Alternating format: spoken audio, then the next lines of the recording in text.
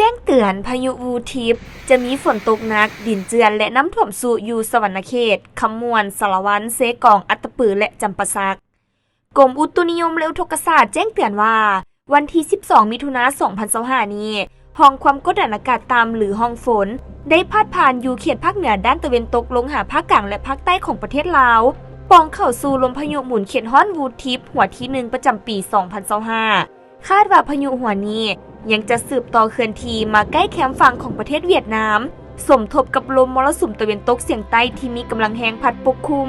ซึ่งเจนให้มีฝนตกฟ้าห้องฟ้าเหลื่อมในรับคอยหาปานกลางเป็นบริเวณกว้างและจะมีฝนตกหนักเพราะมีลมพัดแรงอยู่บางท้องถิ่นในแต่ละภาค1-2 วันต่อหน้านี้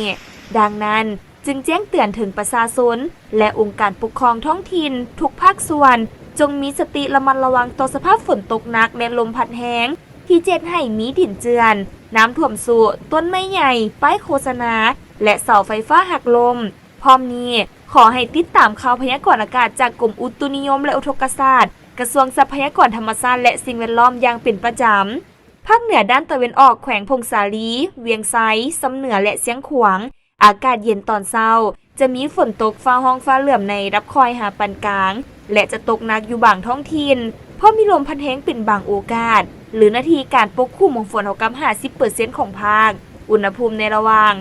18-30 องศาภาคเหนือด้านตะวันตกแขวงหลวงน้ำทาบ่อแก้วอุดมไซหลวงพะบางและไซยะบุรีอากาศร้อนพร้อมจะมีฝนตกฟ้าห้องฟ้าเหลื่อมในรับคอยหาปานกลางและจะตกหนักอยู่บางท้องถิ่นเพราะมีลมพัดแรงเป็นบางโอกาสหรือนาทีการปกคลุมของฝนเท่ากับ 70% ของภาคอุณหภูมิในระหว่าง 21-33 องศานครหลวงเวียงจันทร์อากาศร้อนพร้อมจะมีฝนตกฟ้าห้องฟ้าเหลื่อมในรับคอยหาปานกลางและจะตกหนักอยู่บางบริเวณเพราะมีลมพัดแรงเป็นบางโอกาสหรือนาทีการปกคลุมของฝนเท่ากับ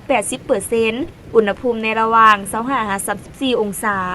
ภาคกลางแขวงเวียงจันทร์บริคำไซคำมวนและสวรรณเขตอากาศร้อนพร้อมจะมีฝนตกฟ้าห้องฟ้าเหลื่อมในรับคอยหาปานกลางและจะตกหนักอยู่บางท้องถิ่นเพราะมีลมพัดแรงเป็นบางโอกาสหรือนาทีการปกคลุมของฝนเท่ากับ 80% ของภาคอุณหภูมิในระหว่าง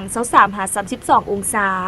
แขวงเซสมบูรณ์อากาศเย็นตอนเช้าพร้อมจะมีฝนตกฟ้าห้องฟ้าเหลื่อมในรับคอยหาปานกลางและมีลมพัดแรงเป็นบางโอกาสหรือนาทีการปกคลุมของฝนเท่ากับ 60% อุณหภูมิในระหว่าง 20-32 องศา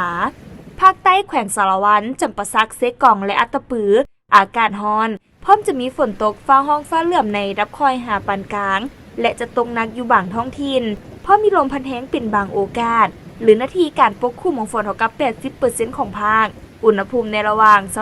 22-32 องศา